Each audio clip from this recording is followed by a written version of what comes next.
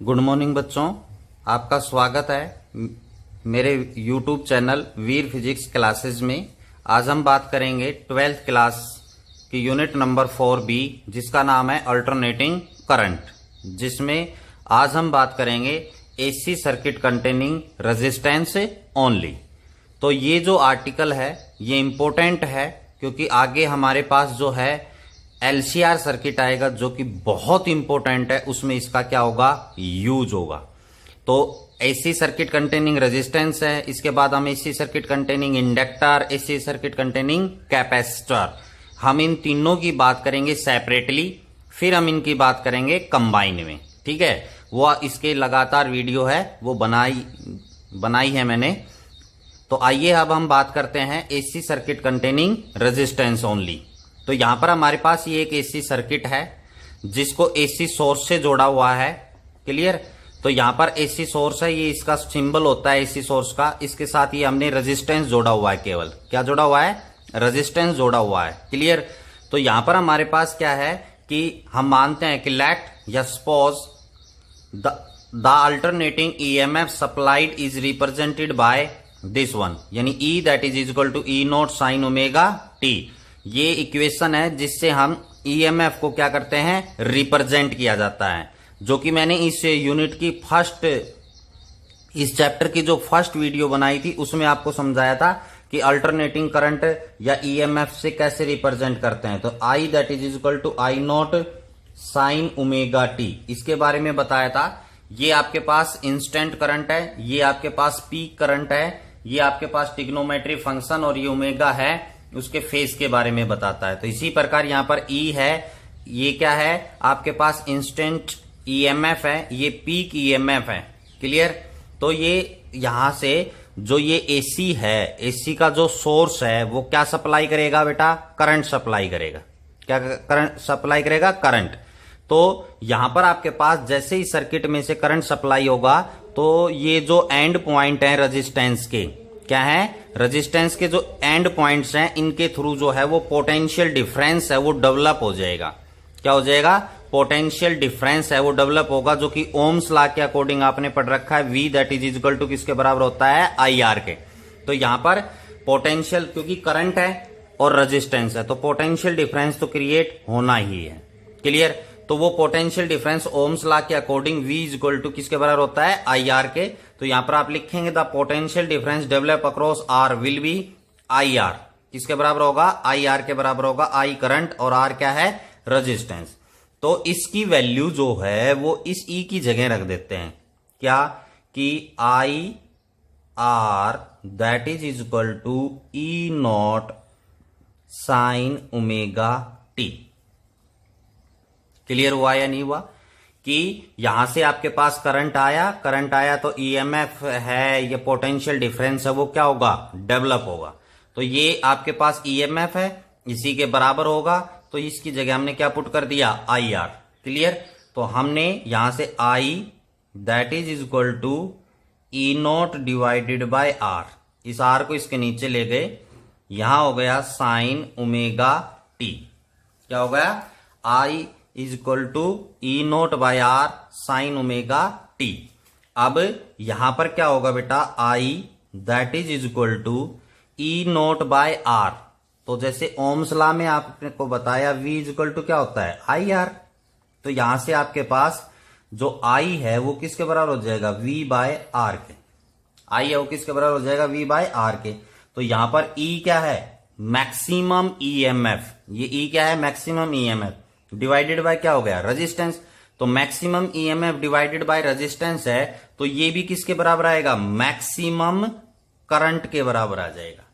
किसके बराबर आ जाएगा, मैक्सिमम करंट। तो sign omega T, this is the equation number 2।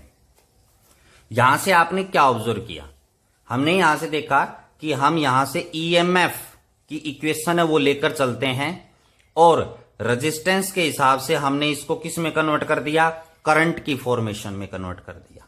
सभी में हम ऐसा ही करेंगे, ईएमएफ को लेके चलेंगे, ईएमएफ में वैल्यू है वो पुट करेंगे जो रिक्वायर्ड है, और हम करंट की फॉर्म में लेके आएंगे। तो हमने इस इक्वेशन को जो ईएमएफ से रिलेटेड थी इसको हमने किस में लेके आ गए, करंट में लेके आ गए।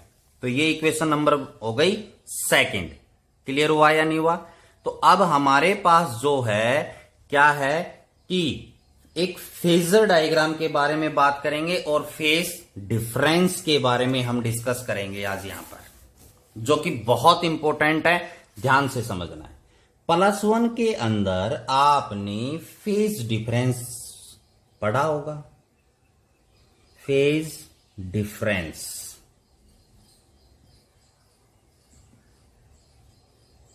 क्या होता है?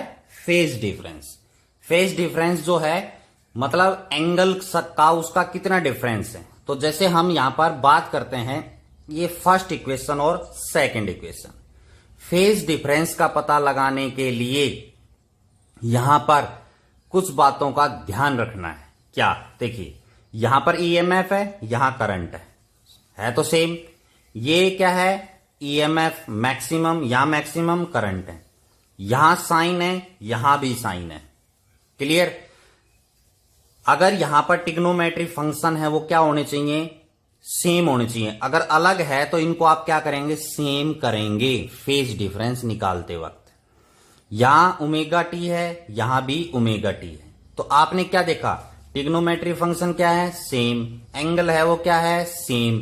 तो इसका मतलब ये दोनों जो हैं वो किस में है? सेम फेज में है। मतलब फेज के अंदर कोई भी डिफरेंस नहीं है। एक बात का और ध्यान रखना है कि ट्रिग्नोमेट्री फंक्शन सेम हो गए, यहां पर प्लस है तो यहां भी प्लस ही होना चाहिए, यहां माइनस है तो यहां भी माइनस होना चाहिए, तभी आप उसको क्या करेंगे? कंपेयर करेंगे दोनों इक्वेशनों को। अगर यहां माइनस है, यहां प्लस है, आप उसको कंपेयर कर रहे हैं, नहीं। साइन बराबर होनी चाहिए, ट्रिग्नोमेट्री फंक्शन है वो बराबर होने चाहिए, उसके बाद आप एंगल को कंपेयर करेंगे। जैसे यहां ओमेगा टी, यहां ओमेगा टी, यानी हमने फेज को देखना है, मतलब इस एंगल को देखना है, ओमेगा इस वाले को, यहां पर क्या आ रहा है, यहां पे क्या आ रहा है। तो कभी आगे माइनस है, आप इसको सीधा देख लीजिए, ओमेगा टी है, फेज डिफरेंस 0 हो गया। नहीं भैया, ट्रिग्नोमेट्री फंक्शन किन बातों का ध्यान रखना है? सबसे पहले प्लस प्लस या माइनस माइनस, यहां साइन है तो यहां भी साइन ही होना चाहिए, यहां कोस है तो यहां भी कोस ही होना चाहिए। उसके बाद आप एंगल के ऊपर कंपेयर करने के लिए जाएंगे फेज डिफरेंस में, ये बात। तो यहां पर हम देख रहे हैं कि साइन ओमेगा टी, यहां भी sign omega T plus plus, तो हम दोनों इक्वेशनों को जब हम कंपेयर करते हैं तो यहां पर फेज डिफरेंस 0 आता है। क्लियर? तो यहां पर फेज डिफरेंस के लिए आप क्या लिखेंगे? From equation first and second, first और सेकंड इक्वेशन ध्यान से देखिए। तो फर्स्ट और सेकंड इक्वेशन से हम क्या देखते हैं कि phase difference is 0। Phase difference है वो कितना है? 0, क्योंकि दोनों सेम है। या आप इसको क्या लिख सकते हैं?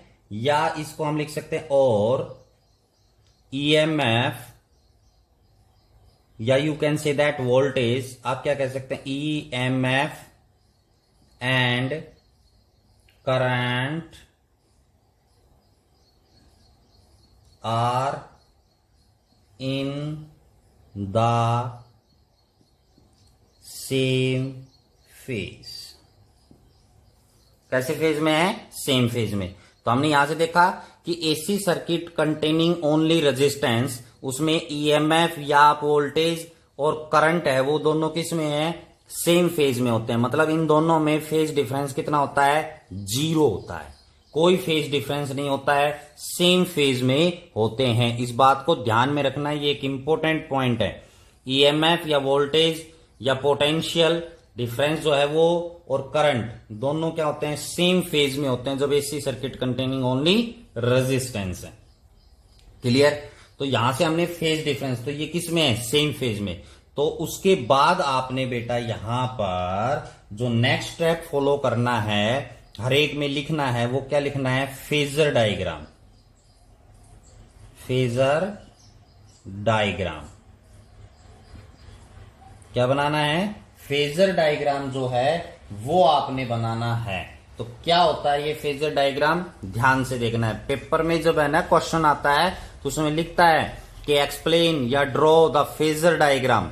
तो इस चीज का ध्यान रखना। फेजर डायग्राम बनाते वक्त आप किस बातों का ध्यान रखेंगे? देखिए, आप क्वाड्रेंट बनाएंगे जैसे मैथमेटिक्स के अंदर बनाते हैं बेटा। किसके अंदर बनाते हैं? मैथमेटिक्स के अंदर हम क्वाड्रेंट बनाते हैं। आपको पता है ये फर्स्ट क्वाड्रेंट होता है, ये सेकंड क्वाड्रेंट होता है, ये थर्ड क्वाड्रेंट होता है, ये फोर्थ क्वाड्रेंट होता है। क्लियर? यहां पर आपके पास ये ओरिजिन है 0, ओ पॉइंट ले लिया। क्लियर? तो इसमें कितने से एंगल होता है? 0 से 90, ये 90 से 180, 180 से 270, 270 से 360। बेटा यहां पर ध्यान रखना है कि फेजर डायग्राम हमेशा एंटी क्लॉकवाइज घूमेगा। कैसे घूमेगा? Anti clockwise. जैसे क्वाड्रेंट हम पता लगाते हैं तो हमको ऐसे जाते हैं, एंटी क्लॉकवाइज जाते हैं। कैसे जाते हैं? Anti clockwise. तो फेजर डायग्राम जो है वो कैसे घूमता है बेटा? एंटी क्लॉकवाइज घूमता है। कैसे घूमता है? एंटी क्लॉकवाइज, उल्टा घूमता है। पेपर में 1 मार्क्स के में क्वेश्चन में आपसे पूछ सकता है कि phasor, what is the direction of phasor diagram? तो आप लिखेंगे एंटी क्लॉकवाइज। क्लियर? अब यहां पर हमने क्या दिखाना है? इस फेजर डायग्राम में करंट और वोल्टेज या ईएमएफ है उसको दिखाना है आपने। तो यहां पर दोनों किस में है? सेम फेज में है। और एंगल कितना बन रहा है? Omega T. तो यहां पर आपके पास फर्स्ट क्वाड्रेंट में सब क्या होते हैं? पॉजिटिव। तो यहां पर आप इसको दिखाएंगे ऐसे। ठीक है? अब मैं इनको है यहां से मिटा देता हूं, first second third fourth quadrant को, ताकि आप इजीली इसको देख सकें, नहीं तो कंफ्यूज हो जाएंगे। ये आपके पास है करंट और ईएमएफ, वो क्या होंगे? सेम। यहां पर ये एंगल है वो क्या बनेगा? ओमेगा टी एंगल बनेगा। कौन सा एंगल बनेगा? Omega T. तो यहां पर इस डायरेक्शन में दोनों ही सेम डायरेक्शन में हैं। कौन कौन? करंट और ईएमएफ है वो दोनों क्या है? सेम डायरेक्शन में। तो जैसे यहां पर आप क्या लिख देंगे? करंट आई नॉट, ये है क्या हो जाएगा बेटा आपके पास? ई नॉट। मैक्सिमम करंट और मैक्सिमम ईएमएफ दोनों क्या होंगे? सेम डायरेक्शन में होंगे। क्लियर? तो यहां तक आपके पास जो है ये, यहां तक अगर हम बात करें इतना, ये वैल्यू है वो किसको रिप्रेजेंट कर रही है बेटा? आई। ये वैल्यू है वो किसको रिप्रेजेंट कर रही है? I is equal to I naught sine omega T. अब ये क्या है? ईएमएफ। तो यहां से ये वैल्यू है वो किसको रिप्रेजेंट कर रही है? यहां पर आपके पास E is equal to E naught sine omega T. तो ये आपका क्या हो गया? फेजर डायग्राम हो गया। तो ये दोनों किस में थे? सेम डायरेक्शन में। तो यहां तक मैंने क्या माना? ये करंट है और ये क्या हो गया? ईएमएफ। ठीक है? तो यहां पर ईएमएफ को किससे रिप्रेजेंट करते हैं? E is equal to E naught sine omega T. Current को किससे रिप्रेजेंट करते हैं? I is equal to I naught sine omega T. तो ये दोनों सेम डायरेक्शन में सेम फेज में हैं। तो ये क्या हो गया?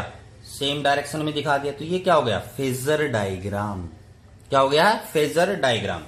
अब इसी प्रकार इसको आप वेव फॉर्म में भी दिखा सकते हैं। फेजर डायग्राम हो गया। अब हम इसको किस में दिखा सकते हैं? वेव फॉर्मेशन में, जो कि इस डायरेक्शन में आपके पास होगा ओमेगा टी। ये ओरिजिन, इस एक्सिस के अलोंग जो है आपके पास क्या होगा? ई एंड आई, यानी ईएमएफ एंड करंट। तो दोनों सेम डायरेक्शन में है। तो देखिए यहां पर एसी जो है वो इस प्रकार चलती है। वेव फॉर्मेशन हो गया। ये किसके लिए हो गया आपके पास? जैसे मान लीजिए ये किसको रिप्रेजेंट कर रहा है? ई को। तो ये स्टार्टिंग पॉइंट क्या है इसका? यहां से ओरिजिन से। तो दोनों करंट और ईएमएफ दोनों क्या है? सेम फेज में। तो यहां से करंट भी इसी पॉइंट से और इसी डायरेक्शन में क्या होगा? स्टार्ट होगा। क्लियर हुआ या नहीं हुआ? यहीं से स्टार्ट होगा तो ये इसी क्लियर, यहीं से क्या होगा स्टार्ट होगा। तो ये किसको रिप्रेजेंट कर रहा है बेटा, करंट आई को रिप्रेजेंट कर रहा है। किसको रिप्रेजेंट कर रहा है, करंट आई को रिप्रेजेंट कर रहा है। तो दोनों सेम फेज, फेज का मतलब स्टार्टिंग पॉइंट भी सेम होगा, क्रेस्ट की तरफ है ईएमएफ, तो ये करंट भी किसकी तरफ जाएगा, क्रेस्ट की तरफ ही जाएगा। ट्रफ है तो ट्रफ की तरफ ही जाएगा। तो ये सेम डायरेक्शन सेम फेज में आपको दिखाता है। क्लियर। तो ये फेजर डायग्राम, ये वेव फॉर्मेशन जो कि इंपॉर्टेंट है, और ये एक मैथमेटिकली आपको देखा हमने कि करंट और ईएमएफ या पोटेंशियल डिफरेंस जो है वो क्या होता है, सेम फेज में होते हैं। कब, जब AC circuit containing only resistance, AC circuit में क्या है, केवल रेजिस्टेंस है, वो है उस केस के अंदर। क्लियर। आज के लिए इतना ही। Thank you and have a nice day.